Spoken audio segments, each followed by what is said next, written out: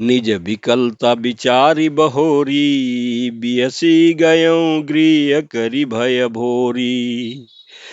मंदोदरी सुन्यो प्रभु आयो, कौतकहीं पाथो दिबधायो।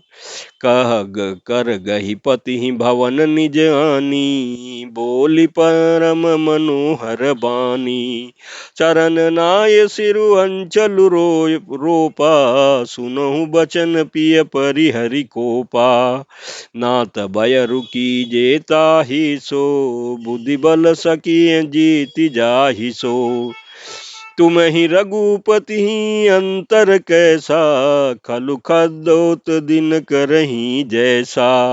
अति बल मधु कैटभ जेहि मारे, महावीर दिति सूत संघारे। जेहि बलि बाँधि सहस भुज पारा, सोई अवतरऊ हरन नहीं भारा। तासु विरोध न कीजिए नाथा, काल कर्म जीव जाके हाथा। राम ही सौंपी जानकी, नाई कमल पद माथ। सुत कहूँ राज समर्पि बनो, जाई भजहि रघुनाथ प्रमात। सियावर रामचंद्र शंकर जी भजो। लंका कांड दोहा 6। इस चौपाई के प्रसंग में तुलसीदास जी कहते हैं कि फिर अपनी व्याकुलता को समझकर ऊपर से हंसता हुआ भय को भुलाकर रावण महल को गया। जब मंदोदरी ने सुना कि प्रभु श्री राम जी आ गए हैं और उन्होंने खेल ही खेल में समुद्र को बंधवा लिया है, तब वह हाथ जोड़ करके पति को अपने महल में ला करके परम मनोहर वाणी बोली।